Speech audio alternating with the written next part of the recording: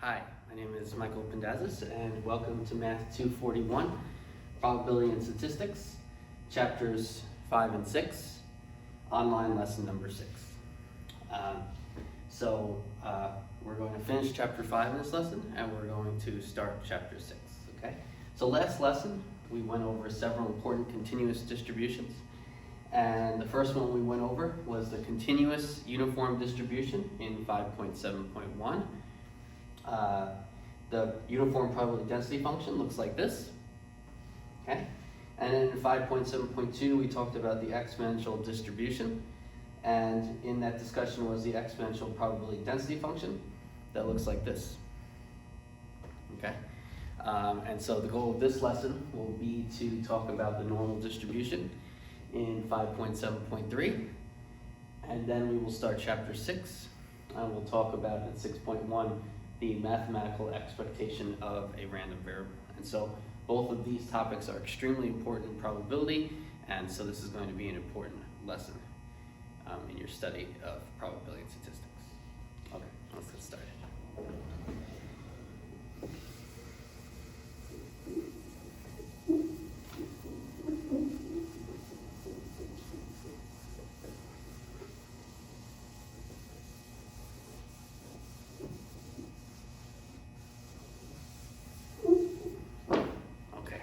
So first, let's start with 5.7.3, the normal distribution.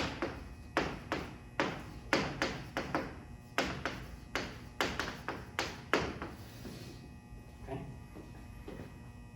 So let me just make this statement. A continuous random variable has normal distribution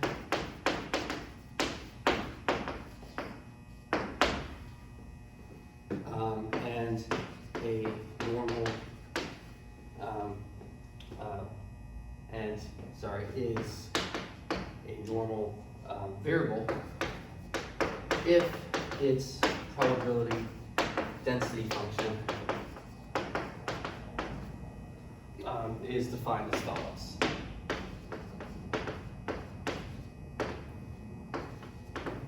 follows. And so this is the definition, and in the book it's definition 5.5, and so we're going to let these two constants mu and sigma, we're going to let those two be constants, and x is going to be some real number, sigma is going to be positive, okay?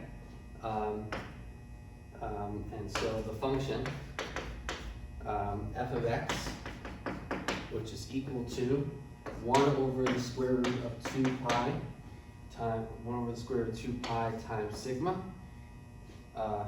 times e. It's the negative x minus mu squared over 2 sigma squared. That function for negative infinity less than x less than infinity, that is called the normal PDF, the normal probability density function with parameters sigma, mu, and sigma. Okay? So the normal probability density function is this little f of x. Okay, and so here,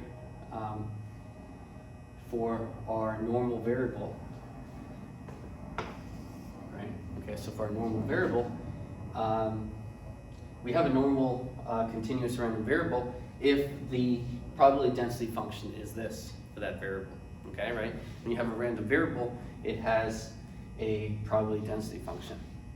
Okay, and so again, if your continuous random variable has a probability density function of this form, then you have a normal distribution and a normal random variable.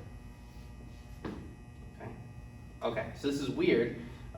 This is a weird way to define a probability, but it's extremely important. And so this is the most important PDF to know. Okay? Okay, and so 5.7.3.1 in the book, we want to find probabilities for normal random variables. Okay, so we're going to find probabilities for normal random variables. Okay. Okay. And so in doing this, we have to, as a note, we have to, in table 3, in appendix C in the book, they're going to provide you with the values of it has values the probability from 0 less than x less than z. Okay, less than some little z. Okay, and so in order to find this value, we're going to be using table 3 in appendix B.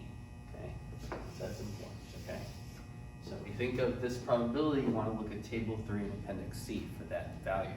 And so the reason is because this function does not have an antiderivative. And so if you wanted to find a def integral of this, in order to find a probability like we do with other continuous random variables, you can't calculate the def integral because you can't use the fundamental theorem of calculus to evaluate an antiderivative from the upper bound minus the value of it at the lower bound, right? So this doesn't have an antiderivative, and so calculating this is extremely difficult. And so it's done for you in the book in table 3 in appendix C, okay? And so the goal of this section will be not to, in addition, calculate the def integral. We're going to just need to know what probabilities do we need to find, and then the book will tell you what the answer to what the probability is, okay? So you'll see what I mean, okay. So, but these are values for the normal standard,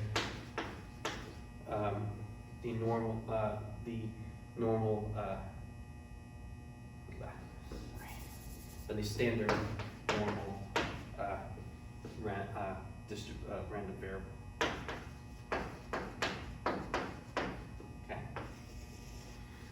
Okay, and so this probability is for a standard normal random variable. And so we'll talk about what the difference is between a standard normal random variable and just a normal random variable, okay? And so this will be more clear later. But you're going to use table 3 in appendix C to find the values of these probabilities for a standard normal random variable. And also as a note, these probabilities have this property to them. Okay, they're symmetric about the y-axis. Okay, okay, the standard normal random variable is symmetric about the y-axis. And so that means finding the probability that the value of x, your standard normal random variable, is between 0 and z is the same as between negative z and 0. Okay? And so we'll need this fact, and we'll need table 3. Okay? So let's keep going. So now we're going to calculate probabilities using these two notes that I wrote here. And so let's see.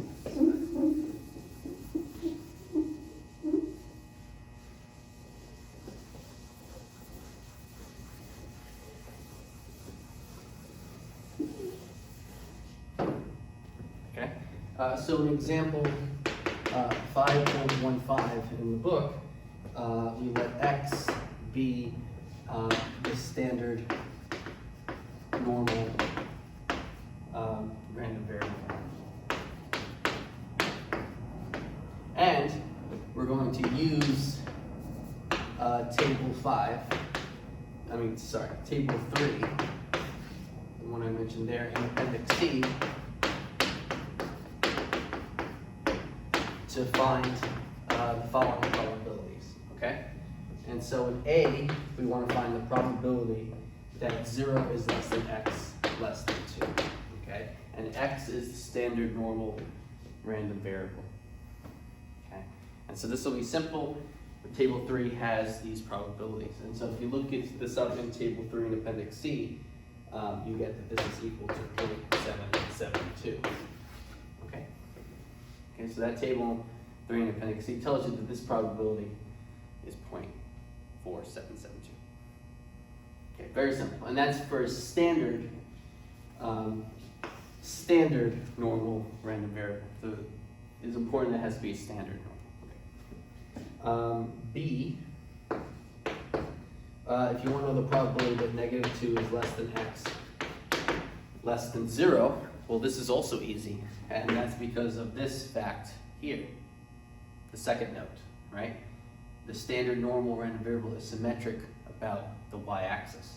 And so this probability is equal to the probability that 0 is less than x less than 2 because of this fact, right? Where instead of z and negative z, it's 2 and negative 2. And so now this is equal to that probability, which is 0.4772.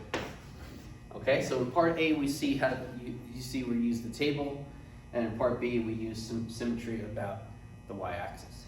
Okay, and so A and B are separating those two important tricks. Okay, so now part C, so you need to know how to do both those things. And now let's look at another example. The probability of negative 1.5 is less than x less than 2. Okay, so I'm going to separate this between the negative x values and the positive ones. This is equal to the probability that negative 1.5 is less than x less than 0, plus the probability that 0 is less than x less than 2. Right? And the only thing I'm not including is x equals 0. But x is a continuous random variable in addition to it being a standard normal one, right? It's already a continuous random variable, and so the probability that x is equal exactly to 0 is 0. So we're not adding anything to the probability if we exclude x equals 0. Just one number, okay? And then in table 3, you get that this probability, well actually, so let's do symmetry again. So this is 0 less than x less than 1.5, and plus the same probability here. And so what I did here was just say use symmetry about the y-axis to say that replace this with that, right? So I use substitution to substitute something that's equal to it. Substituting this for that. These two are the same. Okay. And now you can use table 3. And then table 3 says this probability is 0.4332 plus the same probability 0.4772. And you add those two up, and you get 0.9104. Okay? And so in part C, we get that that's the probability.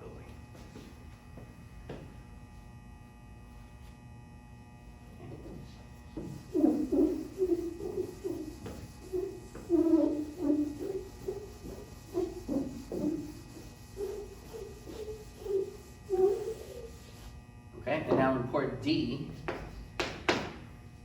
we're going to find the probability that x is greater than 1.14. Okay, well, that is an event, right, that your random variable is greater than 1.14, and that's equal to 1 minus its complement.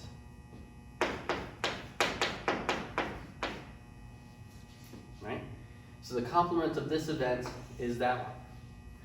And so the probability of an event is 1 minus the probability of its complement. And so that's 1 minus that probability. That's equal to 1 minus the probability that x is less or equal to 0, plus the probability that 0 is less than x, less or equal to 1.14. Okay, and equaling 1.14 or less than, it doesn't change anything here. Okay, so it is symmetry about the y-axis, and that means that the probability that it's negative is 1/2, and the probability that it's positive is 1/2, because the whole thing adds up to 1, right? And so if you're thinking symmetry about the y-axis, that means the same thing happens on the left side and the right side, and the whole thing adds up to 1. That means the probability that x is negative is the same as the probability it's positive, and the 2 add up to 1. So each is 1/2. So this is 1/2.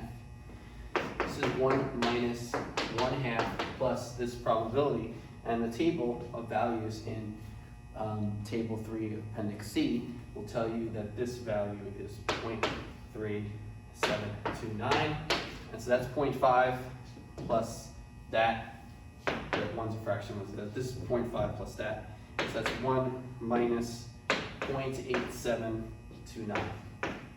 and the final answer is 0.1271. Okay, and so in part D, we get the probability that x, our standard normal random variable, x is greater than 1.14. Okay, so this is parts A, B, C, and D of example 5.15. And so we see how to calculate probabilities of a range of values of our standard normal random variable. Okay.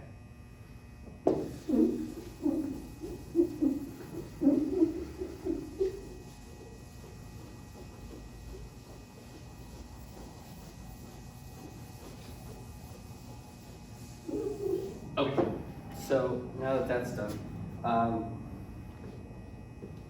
here's an important fact. If capital X is a normal random variable, not a standard normal random variable, a normal random variable with parameters mu and sigma, then z, which is x minus mu over sigma, is a standard normal random variable. Okay? So if you start with a normal random variable x, right, in order to do all the calculations we did before, we need to be a standard normal random variable. And so in order to find the equivalent values of this variable as a standard normal random variable, you want to find z, where z are the values of x minus mu over sigma. Those corresponding values of z will tell you the probabilities for a standard normal random variable, which will tell you the probabilities of these. Okay, and so let's see how that works. So, what that means then is to find the probability that A is less than X less than B, we do the following. Okay, so we want to find this with our normal random variable, and we're going to convert these values of X to values of a random variable Z, which is normal, which is standard normal. All right, so the probability that A is less than X less than B is equal to the probability that A minus mu over sigma is less than X minus mu over sigma, which is less than B minus mu over sigma. Okay, so what I did was I just took these operations and I just plugged in A, X, and B into them. And so these two inequalities still hold. If I take these values, subtract mu, and then divide by sigma for all three of them, the set of X values that satisfy this equation, these two inequalities, are the same as the X values that satisfy those inequalities. Okay?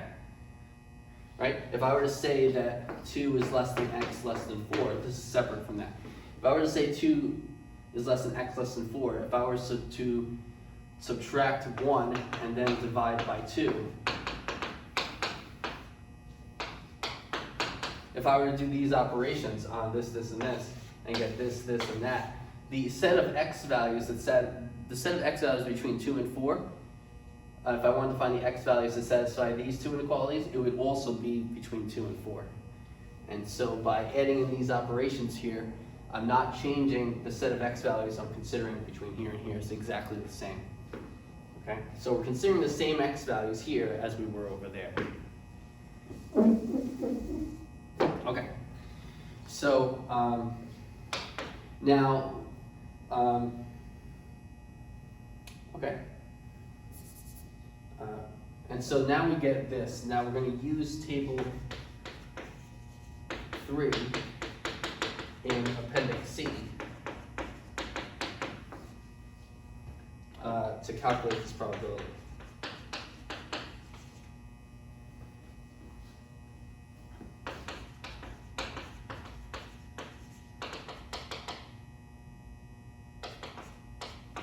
Okay, and so these will be a range of z values. These would be a range of values for a standard normal distribution, and you can use table 3 in Appendix C.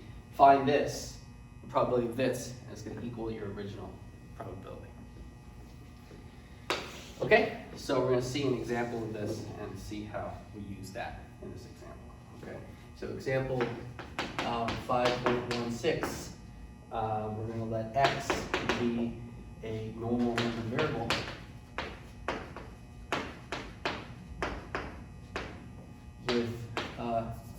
with parameters mu and sigma. So mu is equal to 2, sigma is equal to 0.5 or 1/2. Okay, so x is a normal random variable, not a standard normal random variable, just normal random variable, and with these parameters. Okay, and we're going to find the probability of 1 is less than x less than 2.1. Okay, so the probability that 1 is less than x is less than 2.1 is going to equal the probability of 1 minus mu over sigma is less than x minus mu over sigma, which is less than 2.1 minus mu over sigma. Okay, I'm going to take each of these things, subtract mu from them, and then divide that difference by sigma. Okay, but now mu is 2 and sigma is 0.5, and so those operations are the probability of 1 minus 2 over 0.5 is less than x minus 2 over 0.5, which is less than 2.1 minus 2 over 0.5. Okay, I'm just replacing mu here with 2 and sigma by 0.5. And so this step is exactly the same in all these examples, just these values are different here. Okay, that's the same. Okay. So this is the probability. 1 minus 2 is negative 1 over 0.5. That's negative 2 is less than, I'm going to leave that blank for a second. And then 2.1 minus 2 is 0.1 divided by 0.5, and that's 0.2. That's 1. Yeah, that's 1/5. Okay, that's 1/5. Okay, and then this z, this x here, x minus 2 over 0.5, that's x minus mu over sigma. X minus mu over sigma is z. Okay, x minus mu over sigma is z. Z are the values of x minus mu over sigma. And so this is x minus mu over sigma. So that's z. And so we want to know the probability that a standard normal random variable is between negative 2 and 1/5. Okay, and for that we can use the table of values. Table 3 in Appendix C. But first we're going to write this as the probability that negative 2 is less than z, less than 0, plus the probability of 0 less than z, less than 1/5. This is equal to the probability of 0 is less than z, less than 2, by symmetry about the y-axis, right? This is equal to this. And then plus the same probability here. And then these two are each probabilities you find in the table of values, table 3, Appendix C. You find the numbers and you add them up, and you get 0.5565. Okay? And so using this fact here, you can find the probability of a normal random variable by first converting it to values of a standard normal random variable, then using the table. Okay, so if you study this, look at this, and then look at this example.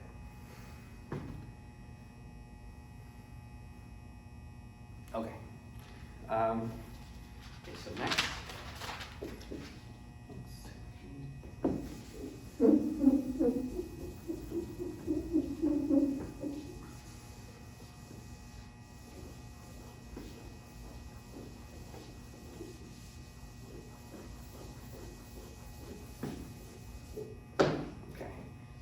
So example 5.17.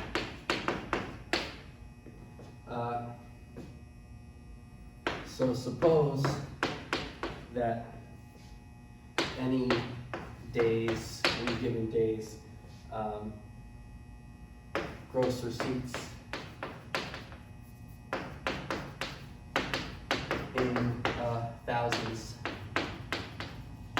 of dollars from a certain sales unit.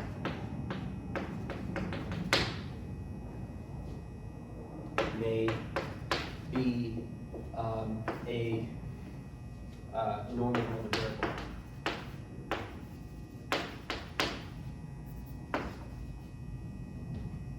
X with parameters mu is 20 and sigma is 2. And so we want to find the probability in A, we want to find the probability that the gross receipts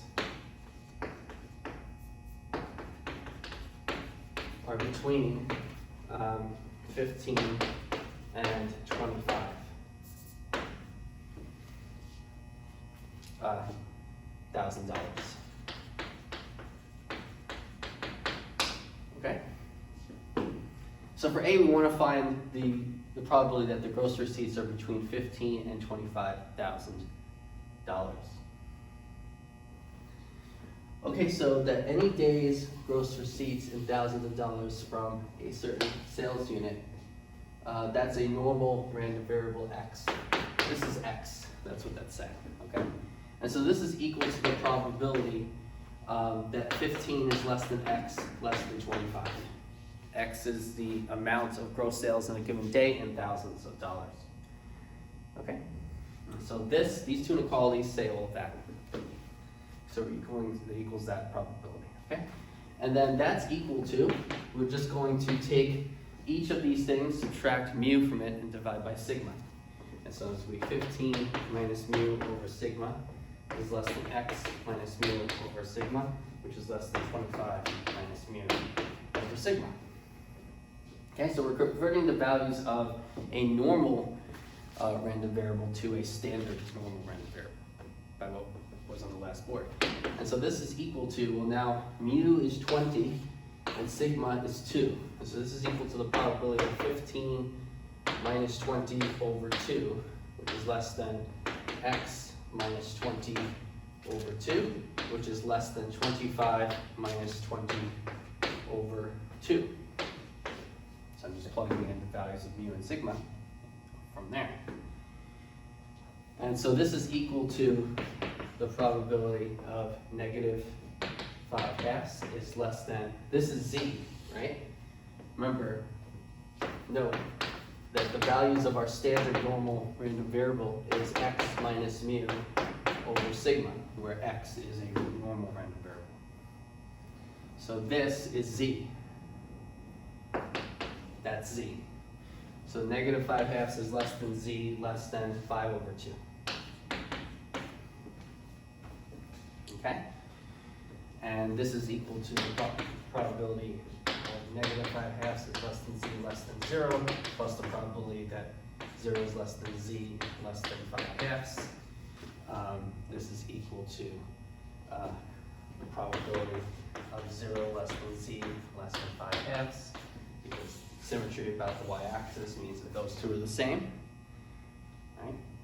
Plus the probability of 0 less than Z, less than 5/2. That's equal to 2 times the probability that 0 less than Z, less than 5/2.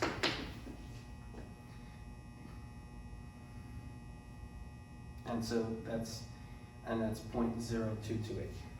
There's more than one way to do it. Okay?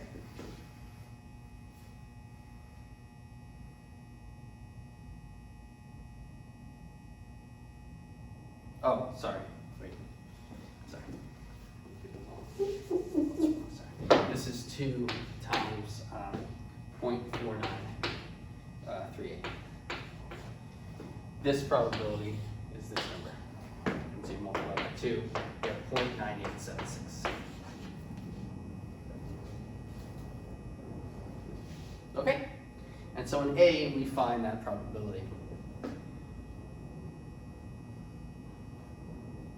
Okay, so let's go to B.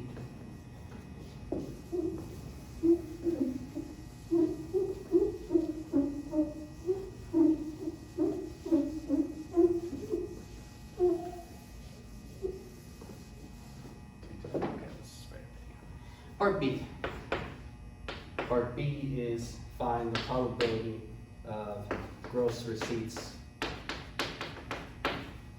are more than $24,000.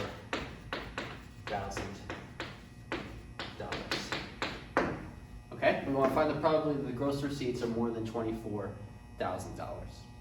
And so that's equal to the probability that X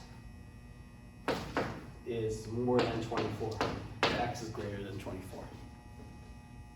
Okay? Well, that's equal to 1 minus the probability that X is less than or equal to 24, right? The probability of an event is equal to 1 minus the probability of its complement, right? This is the complement of that. Okay, and so what's that probability? This is equal to 1 minus that probability, but X less than or equal to 24, you can say it's the probability that X is less than or equal to 0 plus the probability that 0 is less than X less than or equal to 24. Okay? Right, there's 2 parts to X less than or equal to 24. X is negative, X is less than or equal to 0, negative or 0, or X is between 0 and 24, including 24. Okay? And so this is equal to 1 minus the probability that X is less than or equal to 0 is 0.5 or 1/2. And then plus this probability, which by the table tells us,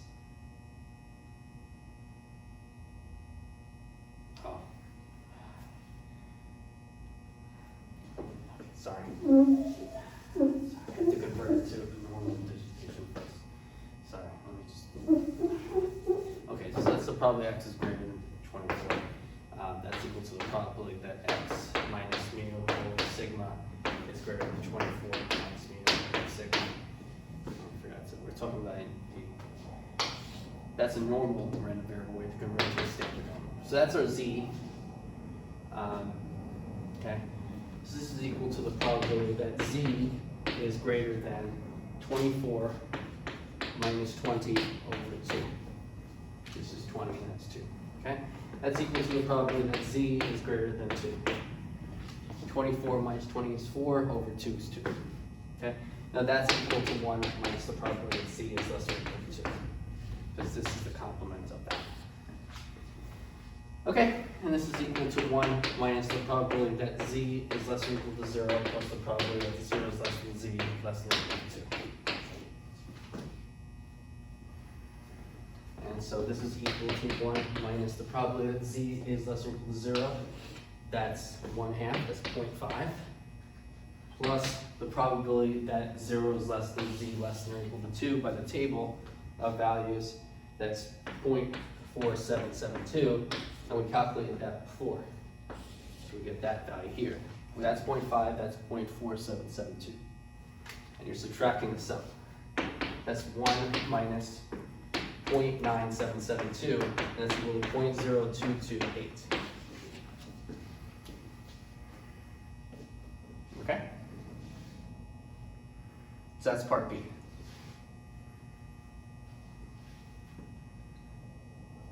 Okay, and once you get the hang of it, it starts being fun. And so now I'm just adding more examples. Okay, so now the homework is on pages 171 to 175, and there's numbers 1, 3, 5, 8, 9, and 13. Okay, and so that's the end of 5.3. So this homework is on 5.3 that we just finished.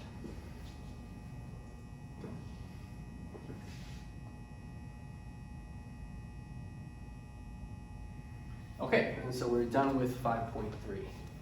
And let's keep going to 6.1.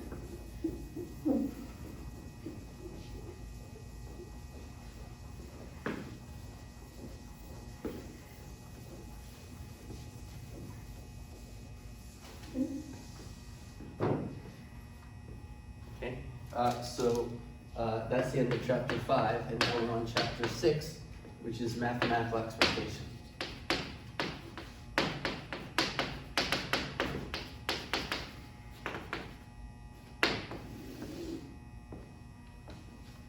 Okay, and so 6.1 is on the mathematical expectation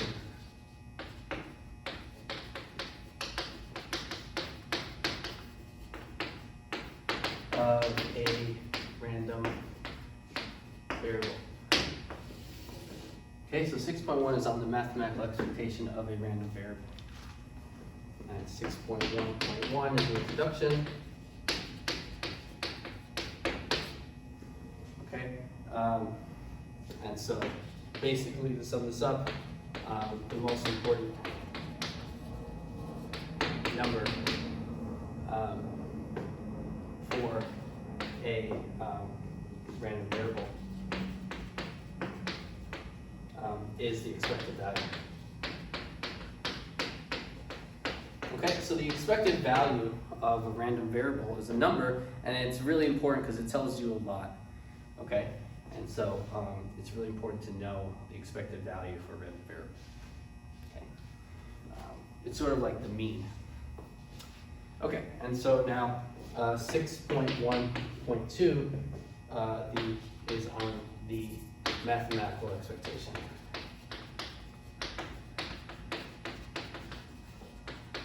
E of x.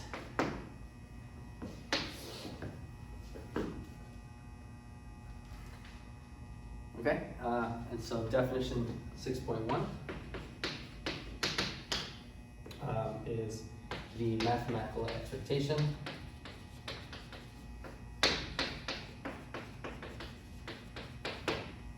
of a discrete. So I'm going to emphasize the discrete because now we're going back to a discrete random variable x with probability function f of x, little f of x, is the quantity e of x is equal to the sum over x of x times f of x, provided the sum over x of x times f of x is finite. Okay, this means that the value of e of x is finite. If that's less than plus infinity means finite. This number is finite. Okay, and what that means is that the series converges absolutely. Okay.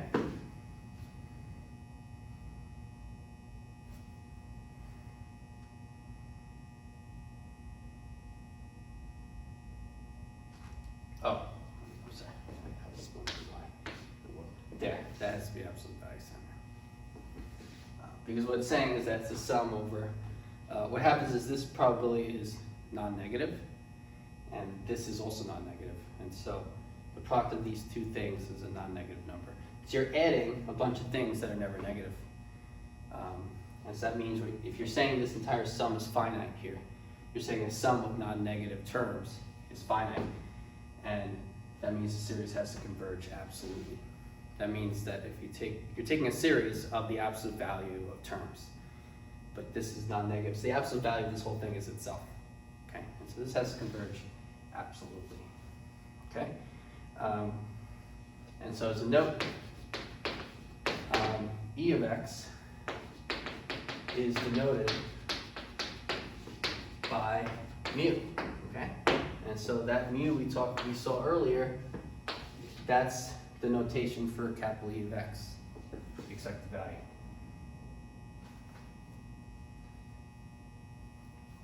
Okay, and so what you need to know is that E of x is equal to this. All right, all that's important too. The equation here we're going to use is this equation, and provided that this sum is a finite number, that it converges absolutely. Absolute convergence is the sum of the absolute value of the terms is finite. Okay, so we're going to use that.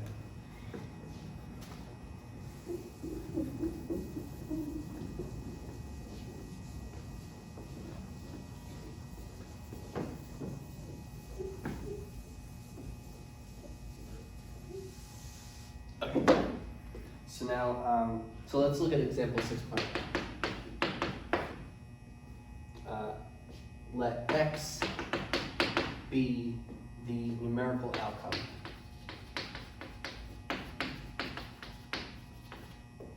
of one roll of a die. Okay, die is singular. Find capital E of x. Okay, find the expected value of a random variable x. Of our discrete random variable x, right? Solution. First, let's note that the possible values of x are 1, 2, 3, 4, 5, and 6. Right? The possible values of x, the possible numerical outcomes of one roll of a die are 1, 2, 3, 4, 5, and 6. And so that means that our x is a discrete random variable. Okay, and so capital X is a discrete random variable, right? A discrete random variable is a random variable that only has countably, it has a discrete number of possible values. And so a finite number of values is a discrete number of values, okay? So x is a discrete random variable. So the probability function f of x is equal to 1/6 for x equals 1, 2, 3, 4, 5, and 6. What that means is the probability of any roll of a die is 1/6, right? When you roll a die, right? When you have a die and you roll it, there are 6 face values, right? There's 1, 2, 3, 4, 5, and 6. There's 6 possible values, and they're each equally likely. So the probability is 1/6. Okay. Well, by the definition of the expected value of a discrete random variable, right? That this is equal to the sum of all possible values of x, of the absolute value of x times f of x. And so that's equal to, we're summing up over all the possible values of our discrete random variable. And so the absolute value of 1 times f of 1 plus the absolute value of 2 times f of 2 plus the absolute value of 3 times f of 3 plus the absolute value of 4 times f of 4 plus the absolute value of 5 times f of 5 plus the absolute value of 6 times f of 6. Okay? So this sums over all possible values of x, these values. And so we're going to take the sum of these terms as x ranges from 1 to 6. So that's when x equals 1. This is when x equals 2. This is when x equals 3. This is when x equals 4. This is when x equals 5. And this is when x equals 6. Okay, it's just the values of absolute value of x times f of x as x ranges 1 to 6, and you add them up. Okay, well, the f of any of these x values is 1/6. So f of 1 is 1/6, f of 2 is 1/6, f of 3 is 1/6, f of 4 is 1/6, f of 5 is 1/6, and f of 6 is 1/6. And the absolute value of all these numbers is itself. So this is 1 times 1/6 plus 1 times 1/6 plus, 2 times 1/6 plus 3 times 1/6 plus 4 times 1/6 plus 5 times 1/6 plus 6 times 1/6. And if you multiply all those out and add them, you get 3.5.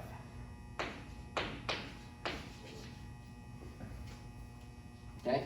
You get 1 6 plus 2 6 plus 3 6 plus 4 6 plus 5 6 plus 6 6. And that's 42 over 6. So that's 21 over 6. So this sum is 21 over 6, and that's 3.5. Okay? Okay, so the expected value of this discrete random variable e of x is 3.5.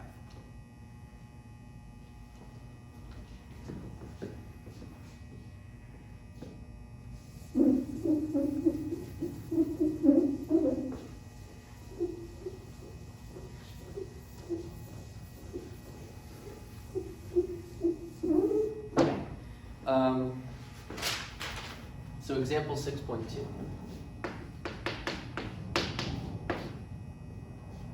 We'll let x equal be a discrete random variable, so we don't need to show it's a discrete random variable, with probability function f of x is equal to 1/3 for x equal to 3 and 2/3 for x equals 9. Find capital E of x. Okay, so this is going to be pretty easy and maybe a little fun. Okay, so the solution is, since capital X is a discrete random variable, and f of x is its PDF, its probability density function, we get that capital E of x, which is by definition the sum over all possible x values of the absolute value of f of x times f of x, is equal to, well, x is 3, is one possible value. F of 3 is 1/3. Plus the absolute value of x is 9 here. Absolute value of 9 times f of 9, which is 2/3. And so this is for x equals 3, and this is for x equals 9. I skipped a step where I said absolute value of 3 times f of 3 plus absolute value of 9 times f of 9. Okay? And so now this is 3 times 1/3, which is 1, plus 9 times 2/3, which is 6. And so 1 plus 6 is 7. Okay? So the expected value of our discrete random variable in this example is 7.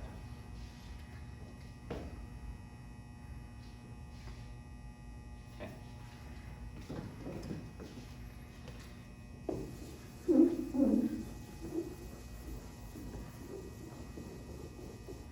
Okay, so next example. Definition 6.2. The mathematical expectation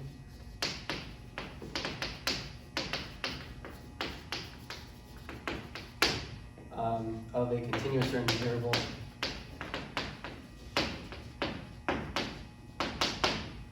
x with probability density function will f of x is the quantity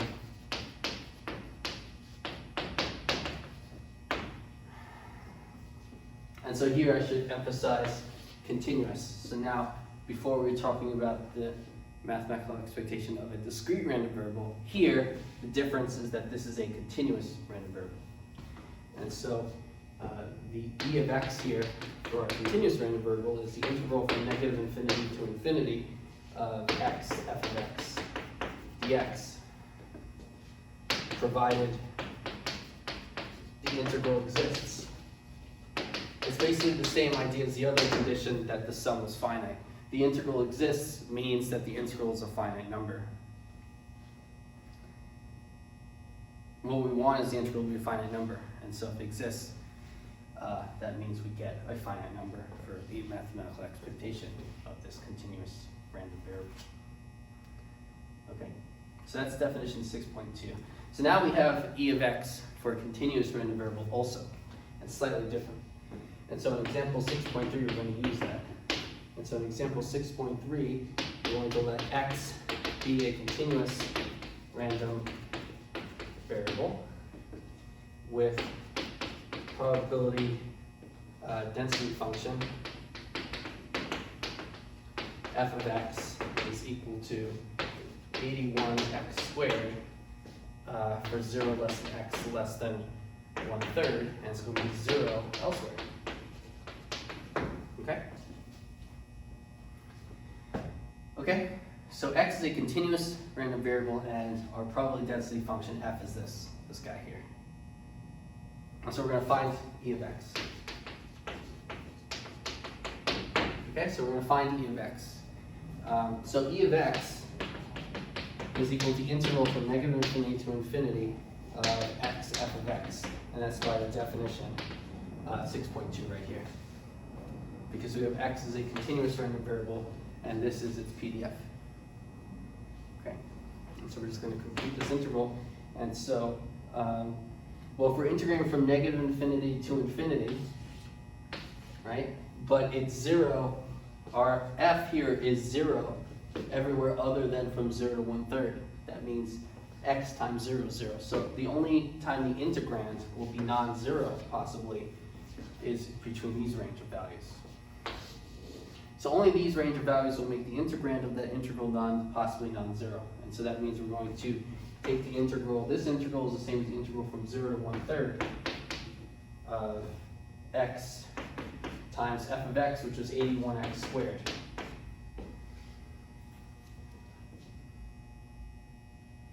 So I have to add dx here. There's a dx there. Okay? And so this dx, and the integrand, and dx at the integer. Okay, and so now this is equal to the integral from 0 to 1/3 of 81x squared times x, which is 81x cubed dx. Okay, 81x squared times x is 81x cubed. And now this is the antiderivative. This is 81 over 4x to the fourth. This is the antiderivative of that integrand, and you evaluate from the lower limit to the upper limit. Okay, and so that's the fundamental theorem of calculus. Okay, and now that's equal to, just plug 1/3 in here, and you get 1/4 minus 0, which is 1/4. That's the answer. Okay, if you plug in 1/3 here and take it to 9th power, 1/3 to the 4th power is 1 over 81. 81 over 4 times 1 over 84. Well, 1 over 81 is 1/4 minus plug in 0, 0. Okay, and so that's 6.3. Example 6.3.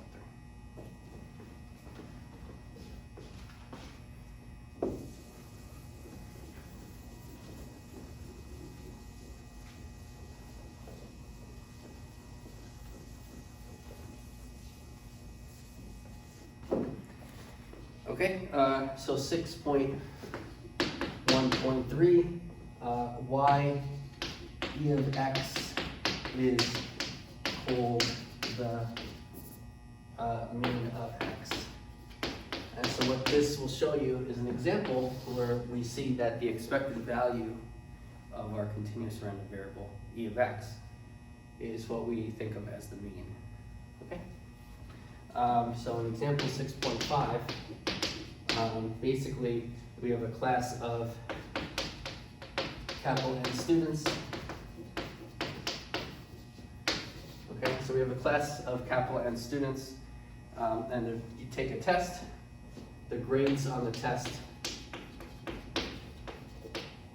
are A, B, C, D, E, and F. Okay? So a class of N students takes a test, and the grades are A, B, C, D, E, and F. And the numerical values,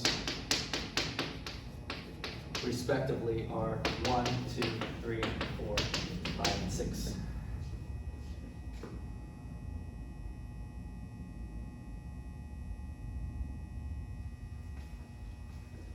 Sorry, A, B, C, D, and F. And the numerical values are 4, 3, 2, 0. Okay, so those are the corresponding numerical values, respectively. Okay.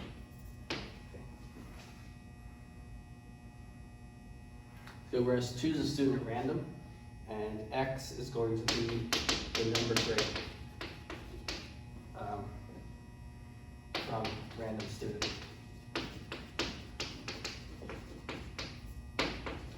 Right, the student we choose at random.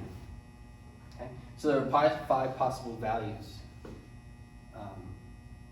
for X, 4, 3, 2, 1, and 0, right? So X is a discrete random variable, because it only has a discrete set of possible solutions with possible values, okay? So the question is find E of X, okay? So the question is find E of X, that's what we want to find. And so I'm just writing down all the important information in the problem. Okay, I'm going to let n sub x equal the number of students with grade little x. Then what happens is that f of x is equal to n sub x over n, for x equals 0, 1, 2, 3, and 4. So if I want to know the probability that a student got a 0 or an F, then what I would want is the number of students who got a 0 divided by the total number of students. Okay, so this notation n sub x is telling us the number of students with a particular number grade, divide that by the total number of students, n, capital N, you get the probability of that grade, number grade. Okay, so that's our f of x, and so E of x, which is equal to the sum of all possible values of x, or the absolute value of x times f of x, right? And that's by definition. That's equal to the sum over x of the sum over x of x times n sub x over n. This is f of x from this equation. Right? That equation tells us that you can substitute f of x for n sub x over n. And well, this is equal to then, doing some algebra, the sum over x of this is absolute value of x times n sub x over capital N. Absolute value of x is the same as these values of x. And so if you take each possible number grade, it's absolute values itself. You take each possible number grade and multiply it by the number of students who got that grade, you're going to get that this sum is equal to the sum of the grades by the class. Okay? This sum is the sum of the grades by the class, because if you take each grade, each possible grade and multiply it by the number of students who got that grade, and then add that up, you're going to get the sum of the grades by the class. And that's divided by the capital N, which is the total number of students in the class. And so you're taking the sum of all the grades in the class and dividing by the number of students in the class, and so that's equal to the average grade in the class. And so what we're finding is that the average grade in the class is the expected value of our discrete random variable. Okay? And so in this example, finding E of x is finding the average grade in that class. Okay.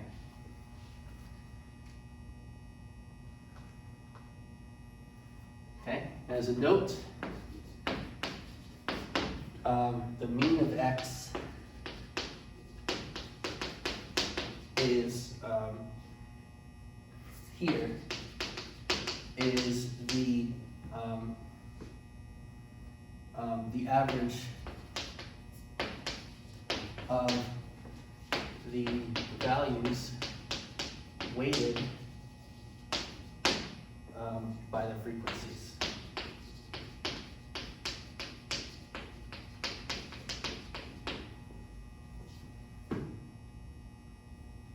Weighted by the frequencies means that you're thinking of how many times a student got a particular grade in class.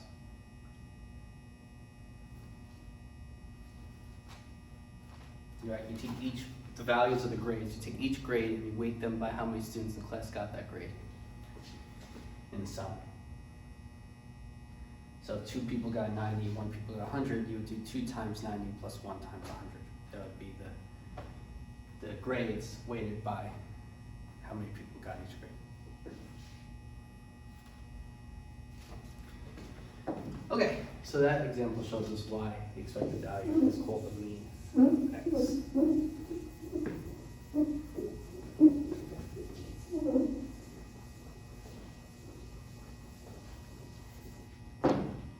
Okay, so in example 6.6, example is show if capital X is a number selected randomly from a finite set, capital A of numbers, then capital E of X is the mean of the set, capital A of numbers.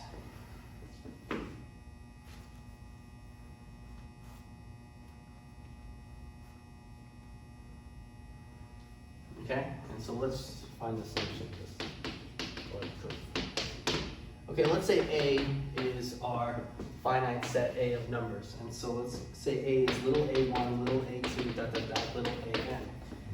And so if A is a finite set of if A is a finite set of numbers, then we can say that there are little n, many of those numbers, a1 to an. Okay, so these are the names of those n numbers in our finite set A. Okay, and so I'll just say that here. It says that a sub I is a number for 1 less or equal to I less or equal to n. That means that as I ranges from 1 to n here, from 1 to n here, a sub I, which is each of these guys, they each stand for a number. A1 to an is a number. Okay. So little f of a sub I is the probability that you choose one of these numbers. And so that's the probability that capital X, which is the number selected at random, is a sub I. Right? X is the value of the thing in the set A you choose, so probably that X is equal to that one of those a sub I's, that's that probability. And that's equal to k sub I over little n, where k sub I is equal to the amount of a sub i's in set capital A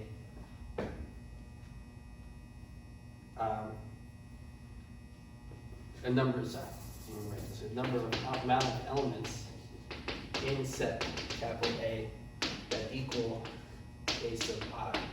So for instance, if I wanted the probability of f of a sub 1, but f of a sub 1, a sub 2, f a1, a2, and a3 were the same numbers, k sub I would be 3. Does that make sense? So if I want to know the probability of choosing one of these numbers, if 4 of them have the same value, then k sub I is 4. Okay, little n is just the amount of things in the set. And so if 4 of these values are the same, and there's 10 things in it, it would be 4 over 10 for one of them. Okay, so if there were 10 numbers in this set, we'd be choosing, and little n would be 10.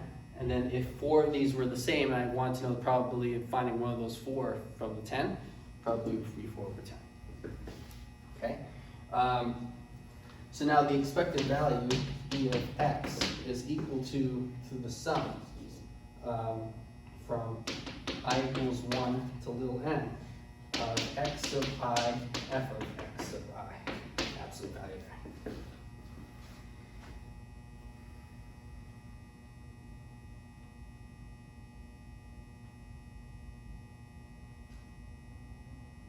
Okay, And so now this is equal to the sum from I equals 1.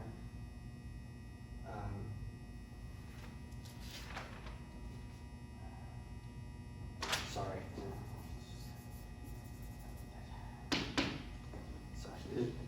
For the expected value, there's no absolute value here. Okay. So that's the absolute values for the condition that the sum converges absolutely.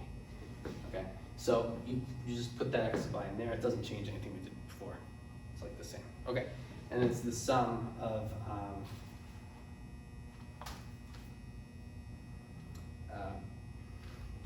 okay, so you sum of each x sub I times k sub I over n. Okay. This I equals 1 to m. And so we're only considering here the x sub i's are the different numbers in set A. Okay. So if there's n things in the set, some of them are repeated, and so there's m of them that are distinct. Okay. And so these are the distinct elements x sub I in set capital A. Okay, so so if there's n things in that set, some which are repeated, there's m of them that are distinct, exactly m. And so we're going to sum over the distinct values x sub I in that set and multiply each by the amount of times they appear divided by total number of things in the set. And so what that equals is the sum from I equals 1 to m of x sub I times k sub I over little n. And so if I'm adding up each of the possible distinct values in set A and multiplying each correspondingly by the amount of things in the set with that value, this is the sum. So this is the sum A1 plus A2 plus dot dot dot plus A sub n. It's the sum of all the things in that set, and I'm dividing it by the number of things in that set. And so then this is equal to the mean of the set A of n numbers. Okay, so the mean of set A of the n numbers is equal to the expected value. The expected value is equal to the mean of the set A capital A of n numbers. Okay, and here the expected value, when you compute E of x, there's no absolute value here. That condition is for determining, making sure that saying that the sum of the absolute value times this is finite. That's so that we define it, and then to calculate it, there's no absolute value here. Okay. Okay, so that's that example. Okay.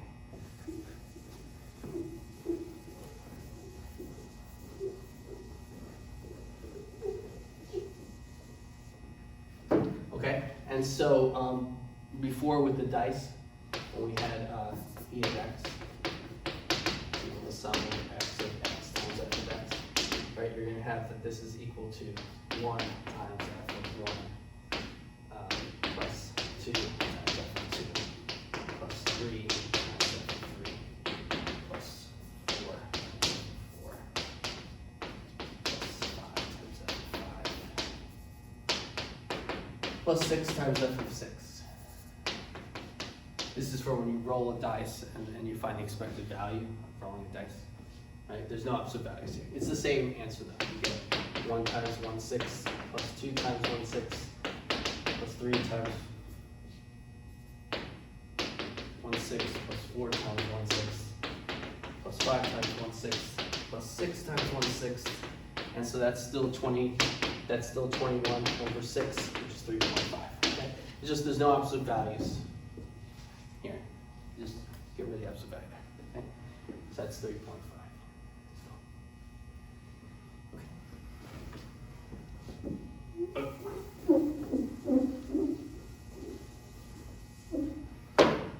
Okay, so now 6.1.4 is a strong law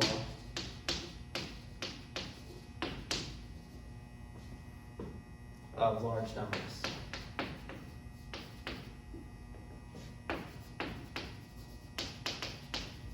And why E of x is called mathematical expectation of capital X.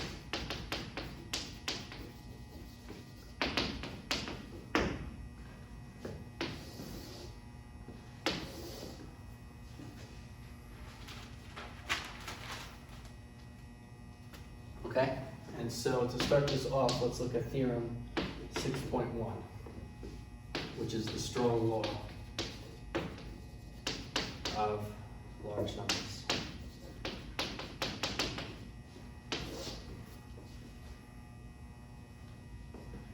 Let capital S be an experiment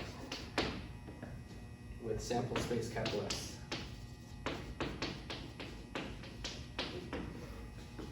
Let capital X be a random variable defined in the capital S with the expected value equaling to mu. If capital S or experiment capital X is repeated n times under identical conditions,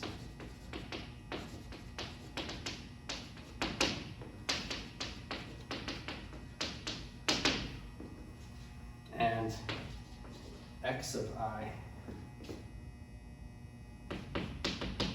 is the random variable capital X on the ith performance of x as x goes from I goes from 1 to n, performance of s, then the probability that of the limit as n approaches infinity of x1 plus x2 plus dot dot dot plus xn over n is equal to mu. Is equal to mu is equal to 1.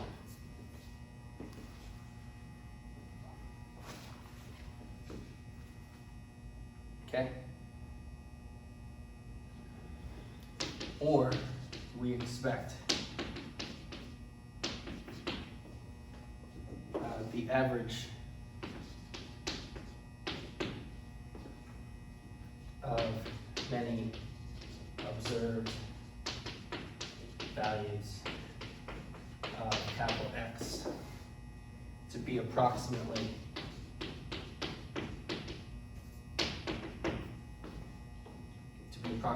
equal to capital U of X.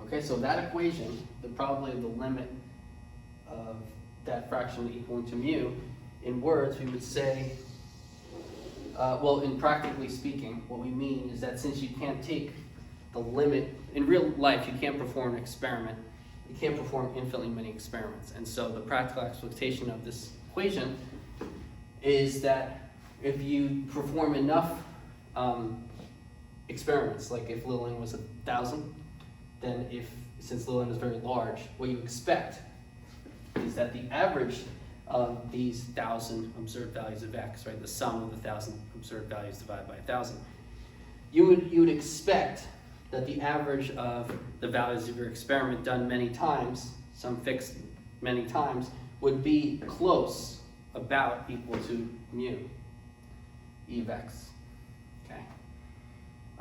Right, and so if you actually try to get this result in the real world, since you can never find the actual limit of something ever in the real world, you can't perform an experiment infinitely many times, then this means that the average of a very large number of values of x would be close to, we expect it should be close to the expected value.